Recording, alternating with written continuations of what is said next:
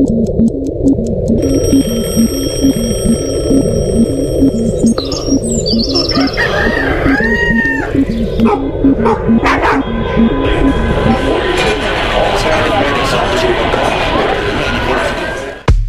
morning, North Texas. You have found the Fort Worth Roots Morning Show, a 20-ish minute segment where we get you up to date with weather, news, things going on in the area. North Texas, but Fort Worth centric. So that's what you're getting here today. We've got some weird, wild news stories for you. But before we get into that, let's talk about this weather. And a big shout out to everybody that made it to our weekly Tuesday night at McFly's Pub. Great turnout right now, last night, and we had some interesting people out there promoting their brands and their businesses, and we'd like to welcome you guys to come out each and every Tuesday to McFly's Pub in Fort Worth, Texas, to join us. A little bit of fun and get the message out about your brand or your business or your art. If you got a gig coming up, everybody gets a chance on the audience microphone, and it comes out every week. The more you show up, the more you get the message out. Okay, today's hourly. We always do it hourly when there's heavy rain. 10 a.m., 51% chance of rain. 11 o'clock, 98%. Noon, 100%. And then it kind of starts tapering off from there.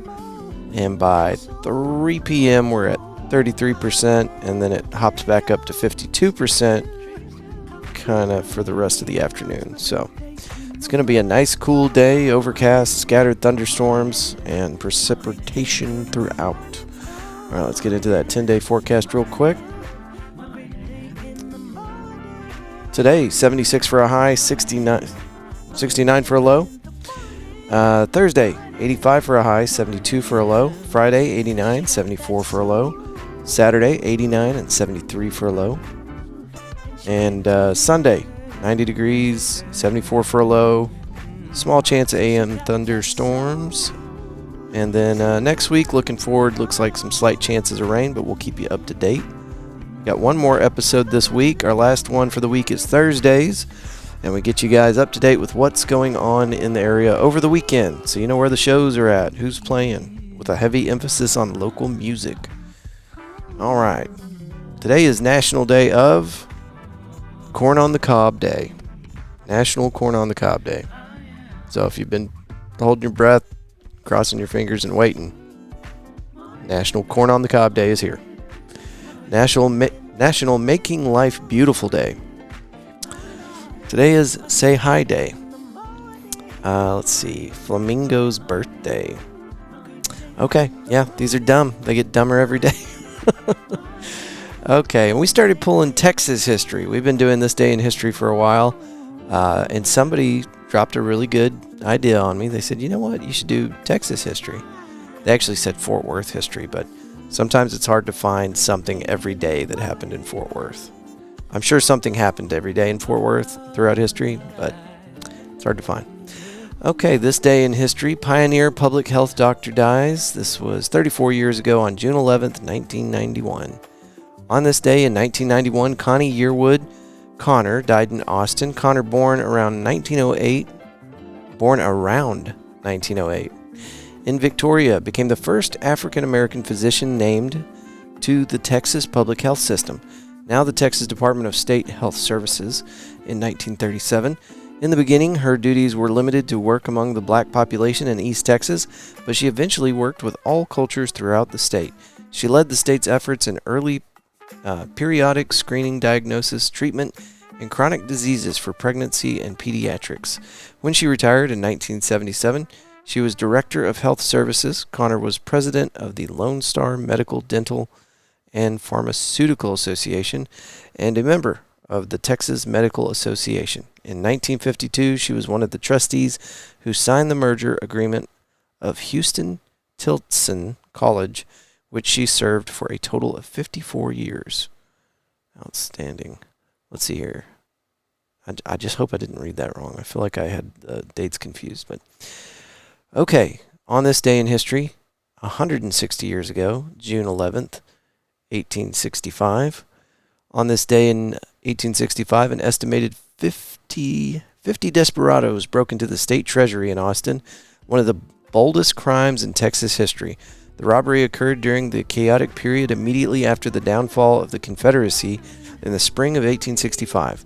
General Nathan G. Shelley informed George R. Freeman, a Confederate veteran and leader of a small company of volunteer militia, that the robbery was imminent. By the time Freeman and about 20 of his troops arrived at the Treasury, the robbers were in the building. A brief gunfight erupted in which one of the robbers was mortally wounded.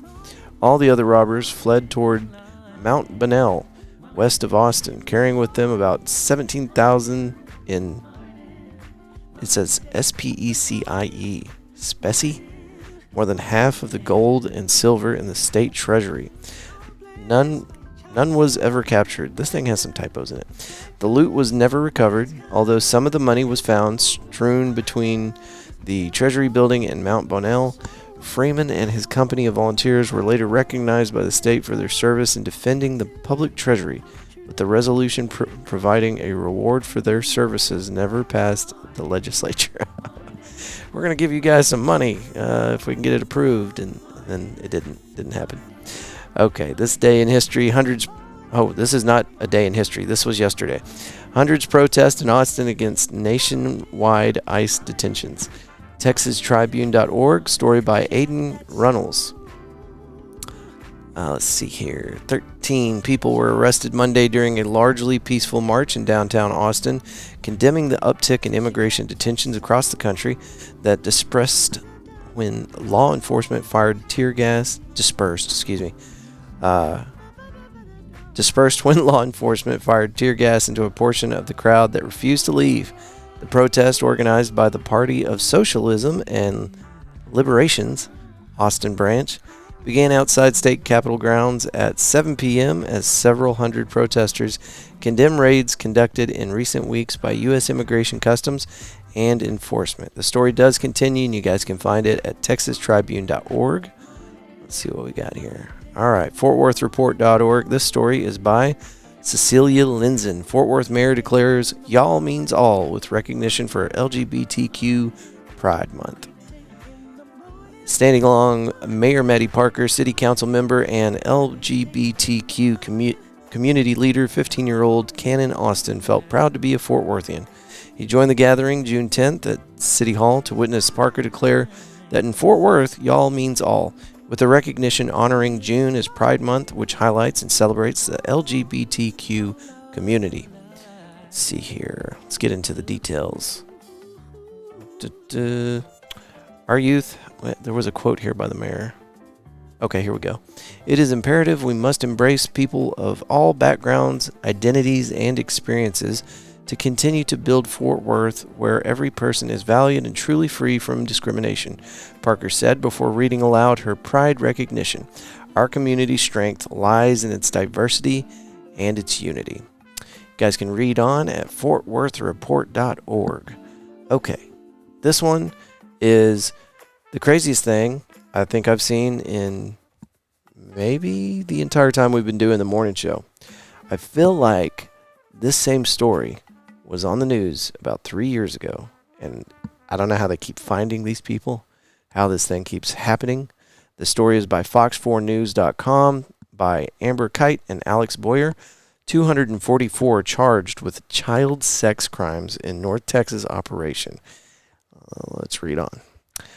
Let's see the brief. 109 children have been rescued in Operation Soteria Shield in April 2025. 244 offenders were arrested in the operation. Among them, 21 were sex offenders. Seems like that number would be higher.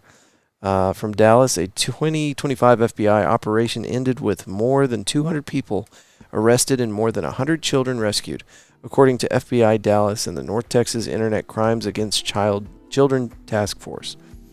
Operation Soteria Shield, more than 70 Texas law enforcement agencies, including Dallas, Plano, Wiley, and Garland Police, joined forces throughout the month of April to combat the exploitation of children in the digital space. The operation was aimed at rescuing children from online sexual exploitation and bringing predators to justice. By the numbers, over 200 dedicated professionals contributed to this operation, from detectives and patrol officers to special agents, crime scene experts, digital examiners, forensic analysis, and child advocates. This is insane. I do not understand this. 165 search warrants were executed, 1,130 digital devices seized, and 213 terabytes of data were examined, with much of it containing graphic evidence of child exploitation. Okay. I don't like reading stories like that, but man, you got to know, I guess, that this stuff is happening. Crazy. I don't understand it. Okay. Now we got a good news story, and this is how we close out each one of these episodes so that you guys have something positive going on at the end of it, because the news is rough. There's crazy stuff going on out there. I do filter this because there's every morning whenever you open up the news, and you know this, it's this person got shot, this person got stabbed, this person got ran over, this person murdered so-and-so. So I leave that for other news networks, but some of this stuff, even though it's heinous, you're like, I gotta read this. People need to know that's happening. Goodnewsnetwork.org. The story is by our buddy Andy Corbley. We read a lot of articles by Andy. China achieves excellent water quality in 90% of rivers and lakes. Now looks to improve whole ecosystem. I thought this was cool because, honestly, and maybe this is just something that's kind of been beaten into our heads, I think of China as a very polluted environment. So I'm excited to see this. 90% of rivers and lakes. So that's cool.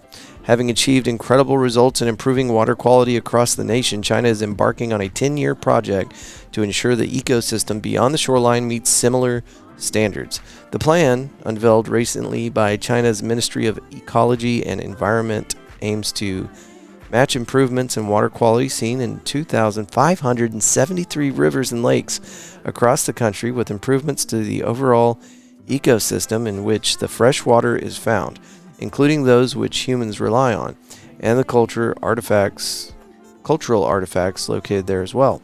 It could be said that the protagonist of China's 4,000-year history isn't the Chinese people itself, but fresh water. From the moment that humans began cultivating rice in the central and northern Chinese plains, control and manipulation of water became the unifying feature of Chinese society, transcending social status and embedding itself into the lore of the first emperor who supposedly tamped the Yellow river floods in 2700 BCE. This story does continue. It's got a lot of data in there, but man, this is cool. I like that. We're moving in the right direction, humans. Good job. Just in time for the AI overlords to take over and seize our planet. Something like that. If this is your first time discovering the Fort Worth Roots podcast, welcome. Thank you for being here. We do the morning show Monday, Tuesday, Wednesday, Thursday, and then we do a live podcast recording out at McFly's Pub. So we're releasing 5 episodes every week. We have a heavy emphasis on musicians and artists and authors, 501c, really anybody that's making a difference inside the community. We also invite out business owners and just all sorts of people. If we think it'll be a good recording, we'll have them on the show. And it's just an excuse for us to get together as a community and help elevate other people that have brands to promote. Anything you got going on, you got a big event. I've had people that were, I can't remember the name of the festival, but there was a lady that had built a festival 3 years ago, and part of her rollout this year was by driving across Texas, like a 3-hour drive to come to the morning show so that she could talk for 2 minutes to let people know about her festival that was happening out in the middle of nowhere in West Texas. And it sounded like a pretty rad deal, but we were on our way to Big Bend National Park, and I didn't get to go, but I'd love to go next year. Anyway, I'm just telling you that to explain that people are utilizing the Fort Worth Roots podcast to get their information out to the public. Also, if you'd ever like to be a guest on the show, there are no prerequisites. We love having guest co-hosts on. So come on out. We do it bright and early. And some changes are happening here at the Fort Worth Roots. Your boy is probably going to get himself a job. Economically, it is just rough out there for everybody, and we just have to adapt. Nothing tragic is going to happen with Fort Worth Roots. We're going to continue to grow, but the morning show might start getting recorded a lot earlier. And we might be making some adjustments to some other things as well. But I just want you to know that if you're out there grinding away at your thing and you feel like it's just a constant uphill battle, you're not alone. And for those of you that don't even have businesses and you're having issues just in your personal life or with work, I am talking to people every day that are losing their jobs, having to figure out different ways to make it all work. And it just seems like as a community, everybody is really struggling right now. And you just got to keep going. And we're here for you every Tuesday out at McFly's Pub, just as an outlet. I told people last night, just kind of jokingly, like I don't go to church. This is my way to meet up with people and make a difference. It's Tuesday night. It's kind of my church. So if you guys are looking for an outlet, just be around some great people, this is where we meet, McFly's Pub, every Tuesday at 5 o'clock, and I would love to see you guys there. We also do a social media video with all of the people that have a brand to promote just after the recording so that we can put that up on social media for them as well. Okay, well, I'm off for a job interview. Wish me luck. As you guys float through outer space on the back of a giant sea turtle, we hope that you will choose love and gratitude every chance you get. Till tomorrow, folks. Good day. Good day in the morning, morning, morning. A great day in the morning. Oh, yeah. She's fine. Great day in the morning. I hope you woke up today and somebody loved you. And you know who I really hope I hope it was yourself.